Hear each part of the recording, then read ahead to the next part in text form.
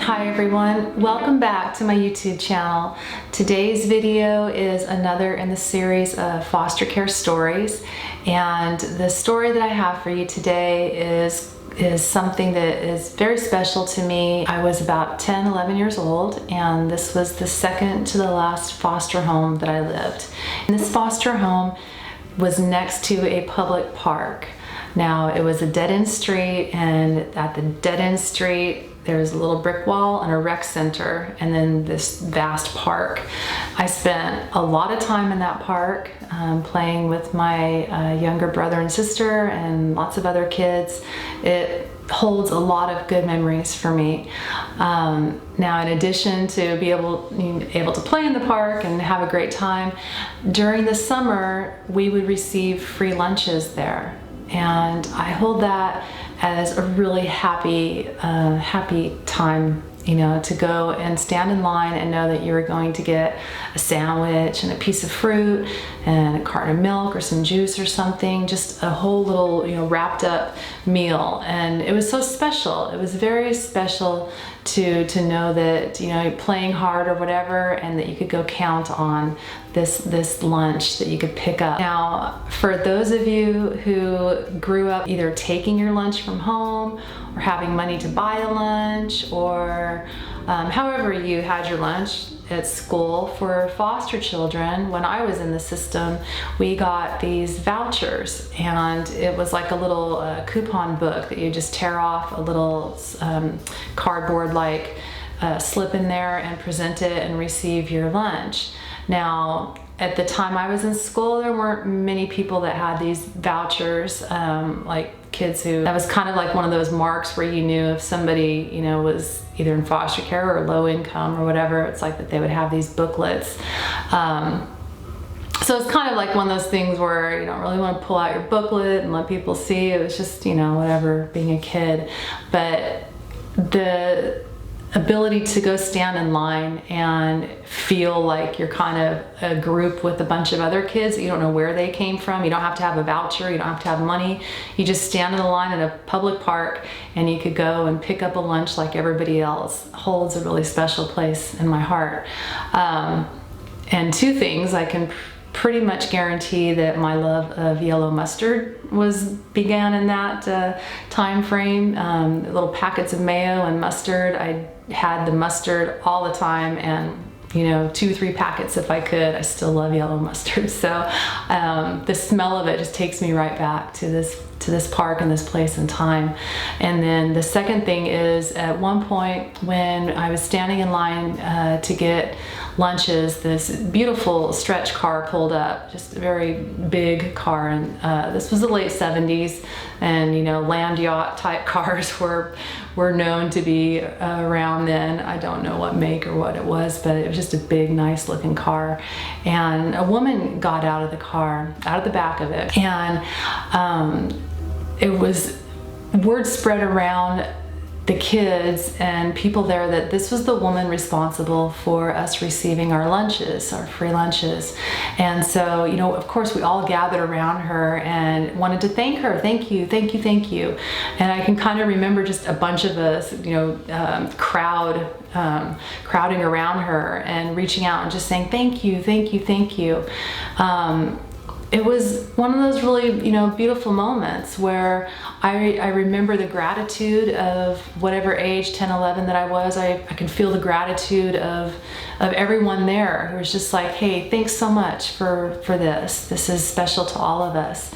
And how that is to tie into even today, that now we have social media reach, now we have websites, we have non-for-profit agencies, we have so many opportunities to make a difference in children's lives, to be able to donate either our time, money, just so much of our own resources that we can give to help children. And foster care children, again, is my focus of this video and this series. So as we know, there is a a worldwide situation where colleges have closed, schools have closed, kids are being sent home, have been sent home. Not every kid has a home, to go to. Those who've aged out of the foster care system, and have been forced to leave school, have had to kind of find a place to go to wait this out, or whatever is going to happen with the state of the world. So that's one part, and the other is elementary school children who are being returned to their foster homes for hopefully continuing education and care that we can only hope that they're being able to receive in their foster home.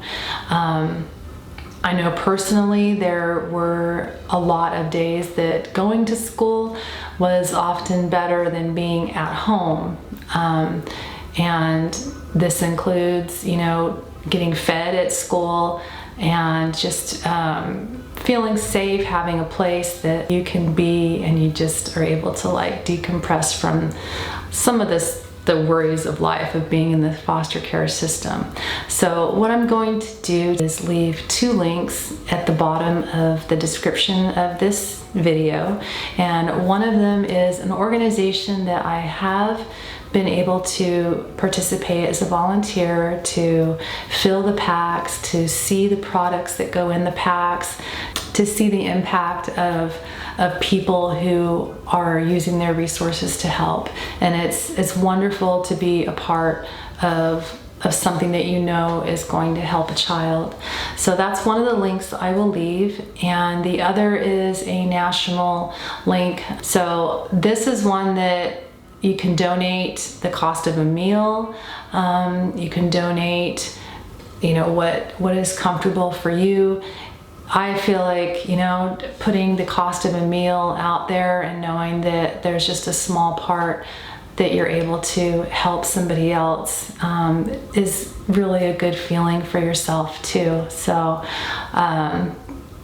I just think back to that woman and all the kids who were so appreciative of the lunches that she was providing. And even though you don't see, sometimes your donations, where they're going as far as who's receiving it. I didn't see the children receiving the packs, anything I've been a part of that way. You don't see where it's going, but that someone is receiving it and it's making their life a bit better. And that's a great feeling. That's a great thing to do. And though these are really hard times for a lot of people right now, if you are looking for a place that you just want to do a little something, where we're still in safe at home, you can't really go out and hands-on volunteer, there are still places where you can drop the cost of a meal or whatever you feel you can donate, and it does make a difference. It makes a huge difference. Every little bit helps.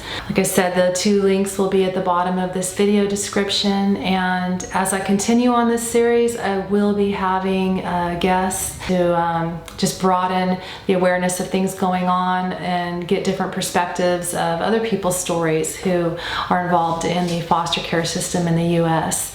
So that's something I very much look forward to having, and it's also great to be able to share a story of some positivity, of being in the system, receiving the free lunch, being able to actually in person thank the woman that was responsible for that. It's those little things that I knew even at that age how to appreciate, and that's the kind of difference that you make, and that's the kind of difference when you send a little chunk of money off, or any part that you're giving of yourself, knowing that you're helping to make somebody else's life better, and you truly are. So that is today's video, and I appreciate you hanging around my channel, giving of your time, watching these videos, learning a little something new, I hope, putting a smile in your day.